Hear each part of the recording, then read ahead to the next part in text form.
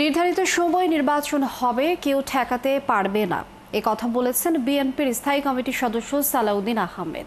আর আমানুল্লাহ আমান বলেছেন, যতই হাক ডাক দিক, ফ্যাসিস্ট শেখ হাসিনা আর দেশে ফিরতে পারবেন না।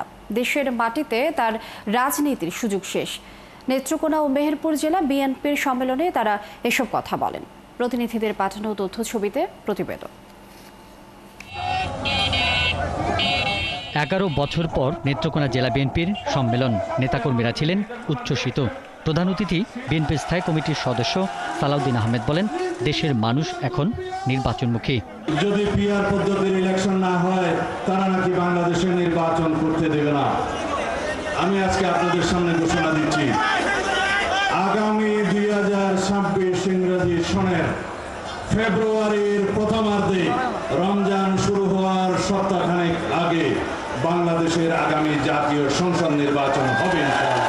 সম্মেলনে বিশেষ অতিথি ছিলেন বিএনপি চেয়ারপারসনের উপদেষ্টা কাউন্সিলের সদস্য সৈয়দ আলমগীর, জাতীয় নির্বাহী কমিটির যুগ্ম মহাসচিব হাবিবুন নবী খান সোহেল, সাংগঠনিক সম্পাদক মোহাম্মদ শরীফুল আলম, আইন বিষয়ক সম্পাদক ব্যারিস্টার কায়সার কামাল এবং সাবেক স্বরাষ্ট্র প্রতিমন্ত্রী লুৎফুজ্জামান বাবর সহ দলীয় কেন্দ্রীয় নেতারা। এদিকে মেহেরপুর সরকারি কলেজ মাঠে জেলা বিএনপির দ্বিবার্ষিক কাউন্সিলের আয়োজন করা হয়।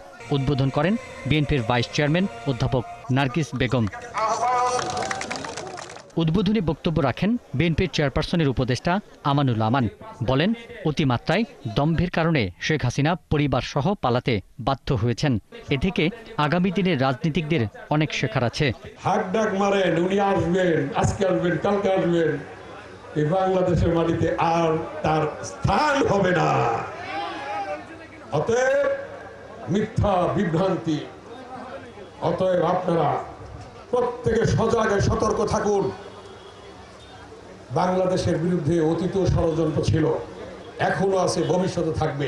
সম্মেলনে উপস্থিত ছিলেন খুলনা বিভাগীয় বিএনপির সাংগঠনিক সম্পাদক অনিন্দ ইসলাম অমিত, সহ সাংগঠনিক সম্পাদক জয়ন্ত কুমার কুণ্ডু সহ বিভিন্ন জেলার নেতারা। পিন্টু হাজং, ৭১।